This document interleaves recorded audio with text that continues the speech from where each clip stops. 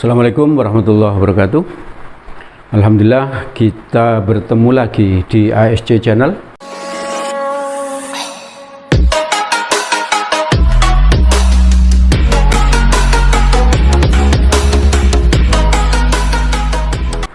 Pembelajaran matematika untuk SMA dan SMP serta persiapan untuk tes masuk perguruan tinggi. Kali ini saya akan bahas tentang persamaan trigonometri ya untuk kelas 11 ya, matematika minat. Kelas 11 matematika minat. Di kelas 10 dulu pernah membahas persamaan trigonometri. Lalu sekarang di kelas 11 ini ada persamaan trigonometri lanjutan ya. Baik, sebelum saya mulai, ini ada sebuah cerita yang bisa kita ambil hikmahnya tentang seorang anak umur 10 tahun. Anak ini minta izin kepada ibunya untuk pergi menuntut ilmu. Dari rumah anak ini di Baghdad mau menuntut ilmu ke Madinah, ya di Arab Saudi. Waktu itu belum ada pesawat. Berarti dari Baghdad ke Arab Saudi, ke Madinah itu pakai jalan darat ya, naik onta atau jalan kaki malah ini. Karena jalannya yang sangat jauh dan di tengah perjalanan itu cukup rawan ya, banyak perampokan dan sebagainya, maka ibunya tidak mengizinkan. Tapi karena anak ini cukup ulet ya, minta izin terus, akhirnya ibunya mengizinkan ya. Akhirnya ibunya mengizinkan. Nah, sebelum berangkat ibunya sudah mempersiapkan bekal ya, antara lain sejumlah uang, yang uangnya itu dijahitkan di balik bajunya ya. Kenapa kok dijahitkan di balik bajunya? Agar tidak ketahuan oleh perampok. Setelah mau berangkat, dititipkan kepada kafilah dagang saat itu. Jadi anak ini berangkat bersama kafilah dagang yang mau menuju Madinah. Nah, ibunya berpesan, pesannya ini bagus sekali, nak. Kata ibunya, dalam kondisi apapun kamu harus jujur, tidak boleh berbohong. Maka berangkatlah anak ini ya. Anak ini berangkat dan ternyata takdirnya Allah, di tengah jalan betul ya, anak ini bersama rombongannya itu dirampok. Semuanya dirampok. Pedagang itu, apa yang dibawa pedagang tadi dirampok. Lalu salah satu perampok tadi bertanya kepada anak kecil ini. Anak kecil ini nantinya menjadi ulama besar ya, menjadi ulama besar. Namanya Syekh Abdul Qadir Jailani. Syekh Abdul Qadir Jailani menjadi ulama besar. Memang luar biasa ya cara keinginannya untuk menuntut ilmu Syekh Abdul Qadir Jailani. Maka perampok tadi tanya pada anak kecil itu, "Wahai anak, kamu bawa apa?" Dia langsung ingat pada pesan ibunya tadi, kondisi apapun tidak boleh bohong, harus jujur. Maka anak ini tadi menjawab dengan lugunya, dengan jujurnya ya. Jawabnya gimana? Saya dibekali uang oleh ibu saya. Taruh mana uangnya? Nah, ini ada di dalam baju saya, dijahitkan oleh ibu saya. Perampok tadi nggak percaya. Bagaimana mungkin ibunya sudah menyembunyikan, tapi anaknya malah memberitahukan? Maka nggak mungkin. Anak perampok tadi nggak percaya. Lalu setelah selesai perampokan itu, kepala perampoknya bertanya, apakah kepada anak buahnya ya, apakah semua barang sudah kamu sita, sudah kamu ambil? Sudah, baik. Lalu kecuali anak kecil ya. Anak kecil tadi bilang bawa uang, dikasih sangu oleh orang tuanya. Tapi katanya oleh ibunya dijahitkan di balik bajunya. Dan saya nggak percaya, maka tidak saya periksa. Maka karena penasaran, kepala perampok tadi itu pergi menemui anak kecil dan ditanya seperti tadi itu. Anak kecil tadi tetap menjawab, saya diberi sangu oleh ibu saya sejumlah uang, ditaruh oleh ibu saya, dijahitkan di balik baju saya. Setelah diperiksa benar ya, ada uang. Kepala perampok tadi jadi heran. Wahai anak, ibumu loh sudah berusaha menyembunyikan uangnya. Kenapa kamu bilang ke saya bahwa di balik bajumu ada uang? Anak kecil tadi bilang, ibu saya berpesan bahwa dalam kondisi apapun saya tidak boleh berbohong. Saya harus jujur. Maka saya ikuti ibu saya. Kepala perampok tadi merenung, akhirnya apa? Dia sampai berkesimpulan bahwa apa? Anak kecil ini dalam kondisi terdesak kayak gini, mau dirampok, tetap dia berlaku jujur. Sedangkan saya ini selama ini sudah banyak berlaku dosa. Maka takdirnya Allah dan taufik dan hidayahnya Allah, kepala perampok itu menjadi sadar, menyadari kesalahannya dan bertaubat sehingga dia berhenti merampok. Luar biasa tuh kejujuran ini. Di samping uang tadi, uangnya Syekh Abdul Qadir Jailani tadi selamat, tidak jadi dirampok karena kejujurannya juga bisa menyebabkan sadarnya kepala perampok sehingga dia berhenti untuk merampok. Ayo kita berusaha jujur terus menerus ya. Di dalam meraih ilmu pun kamu harus jujur. Kalau kamu niatnya jujur, tidak ingin nyontek, tidak ingin ngerepek, maka kamu persiapanmu akan lebih keras ya. Bahwa nanti saya tidak akan jujur, tidak akan nyontek, saya tidak akan ngerepek. Maka saya harus belajar keras agar besok saya bisa. Nah gitu loh. Oke ya. Ambil hikmahnya. Baik, saya mulai tentang persamaan trigonometri ini. Teorinya seperti berikut ini. Bentuk A cos PX plus B sin PX sama dengan C bisa diselesaikan jika apa? Maksudnya bisa diselesaikan tuh X-nya ada nilainya gitu ya. X-nya ada nilainya. Apabila A kuadrat plus B kuadrat lebih besar sama C kuadrat. Itu syaratnya. X-nya ada nilainya. Terus bagaimana mencari X-nya? Nah itu ada caranya itu. Bentuk A cos PX plus B sin PX itu diubah menjadi bentuk apa? Di sebelah kanannya itu K cos kurung PX dikurangi alfa kurung tutup sama dengan C. K-nya apa? Akar A kuadrat plus B kuadrat. Terus tan alfa sama dengan B per A. Terus berikutnya, alfa itu bisa berada di kuadran 1, 2, 3, dan 4 sesuai ketentuan seperti itu. Kalau tandanya A plus, B-nya plus, maka alfa di kuadran 1. Kalau A-nya plus, B-nya min, alfa di kuadran 4. Kalau A-nya min, B-nya plus, alfa di kuadran 2. Kalau A-nya min, B-nya plus, B-nya min, alfa di kuadran 3. Kalau kamu tidak suka menghafal ini, nanti kalau mengerjakan soal saya beritahu cara tidak menghafalnya ya. Oke ya. Baik, sekarang kita bahas contoh yang pertama.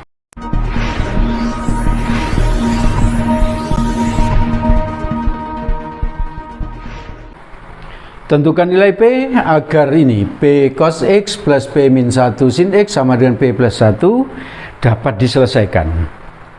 Maka kalau kita lihat pada rumus tadi itu, ini berarti A-nya adalah P, ini loh A ya.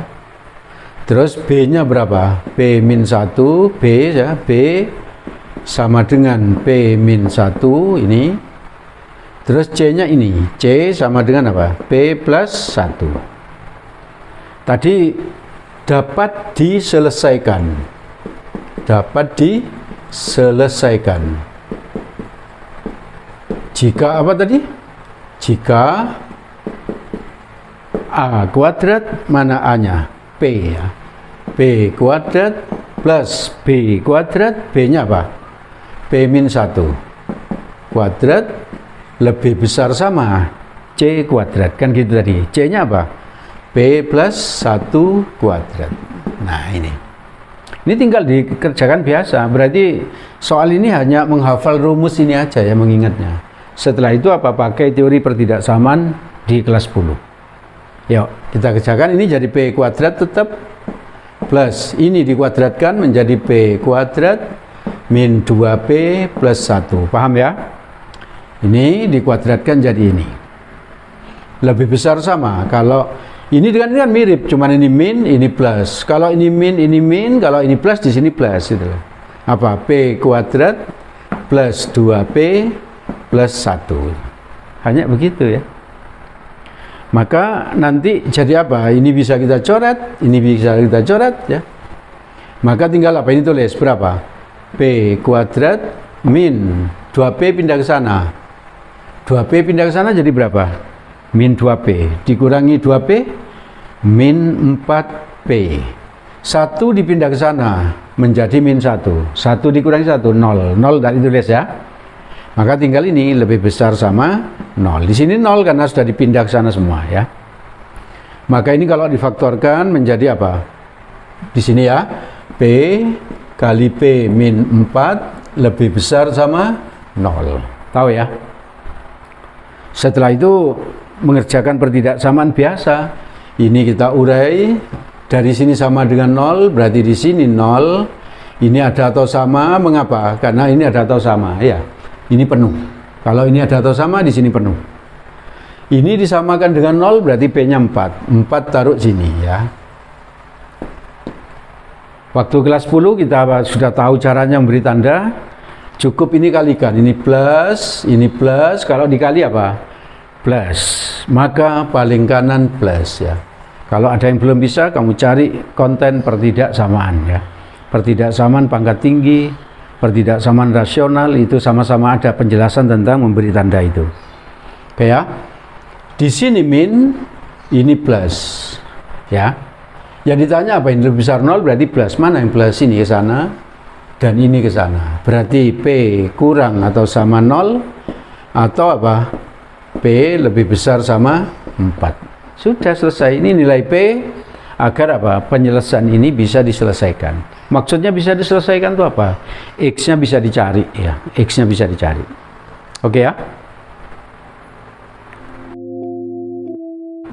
Baik, kita lanjutkan persamaan trigonometri matematika minat kelas 11 ya. Contoh yang kedua.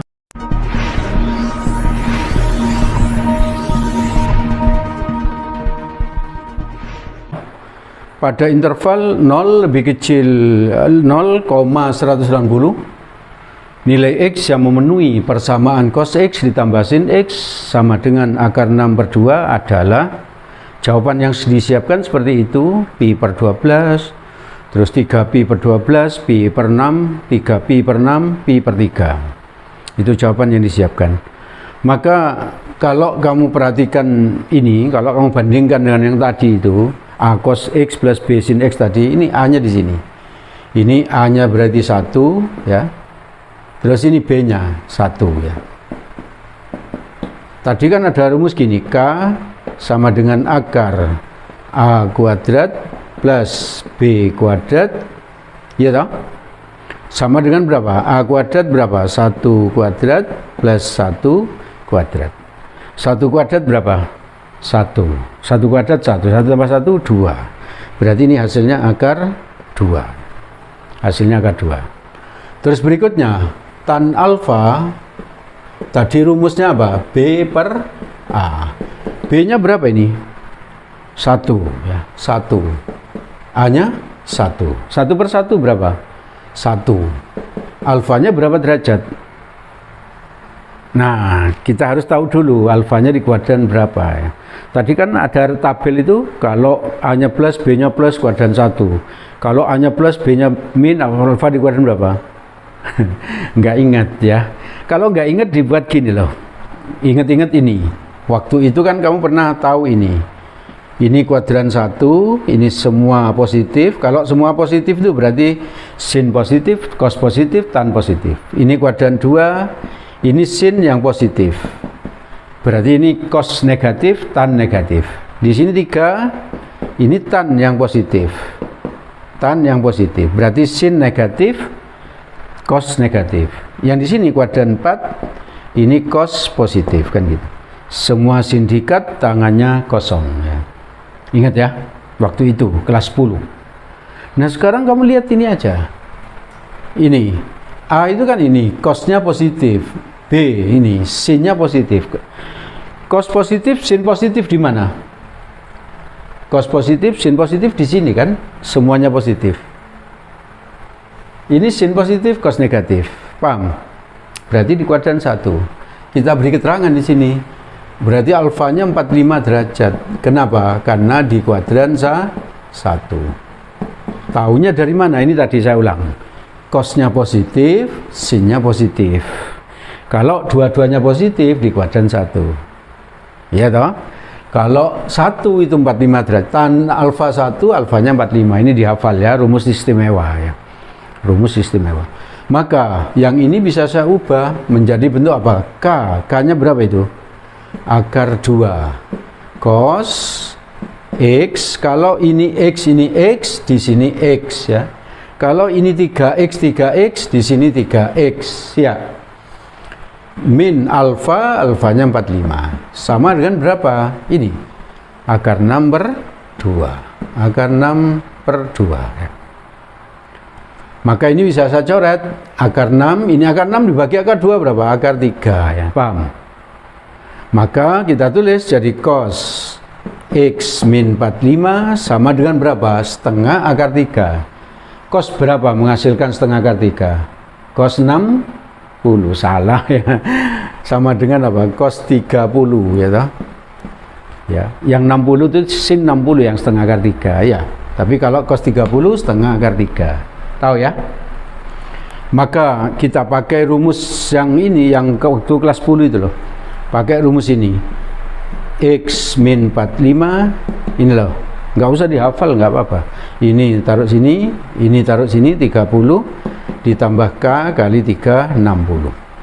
Paham? Paham ya? Ini kalau dipindah ke sana, berarti X-nya 75 plus K kali 3, 60. Kalau K-nya 0 berapa? 75 ya, X-nya 75. Ini kalau K-nya 0, X-nya ini 0 tutup, X-nya 75.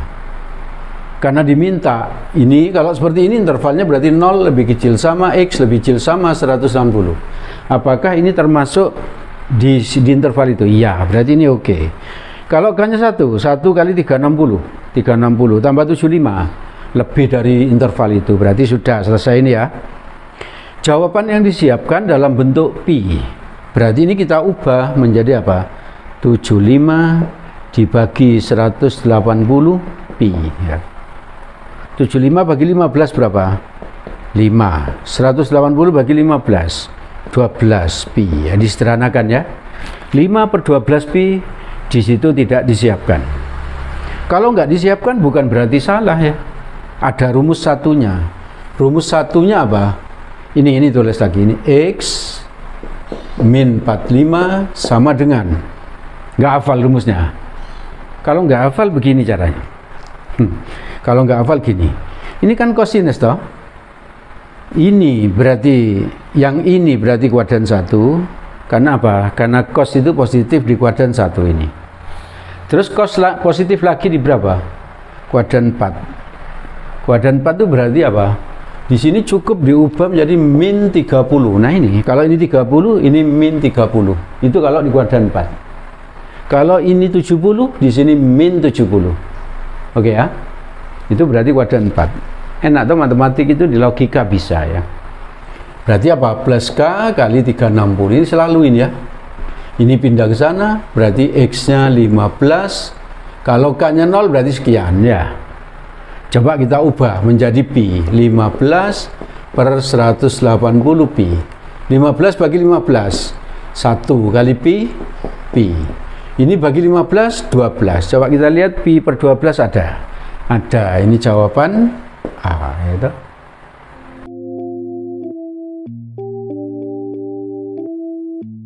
Tidak sulit ya. Tidak sulit. Yang penting kamu paham ya. Yang penting kamu pahami, jangan dihafal. Kalau dihafal, matematik itu berat ya. Tapi kalau dipahami, matematika itu mudah dan indah ya toh. Oke ya. Saya kira cukup yang saya sampaikan pada kesempatan ini. Di belakang itu ada soal yang bisa kamu coba. Kalau kamu ingin berdiskusi, di paling belakang ada nomor WA pribadi, bisa kamu hubungi. Yang serius ingin berdiskusi pasti dilayani. Semoga bermanfaat bagi kalian dan semoga kalian sukses. Assalamualaikum warahmatullahi wabarakatuh.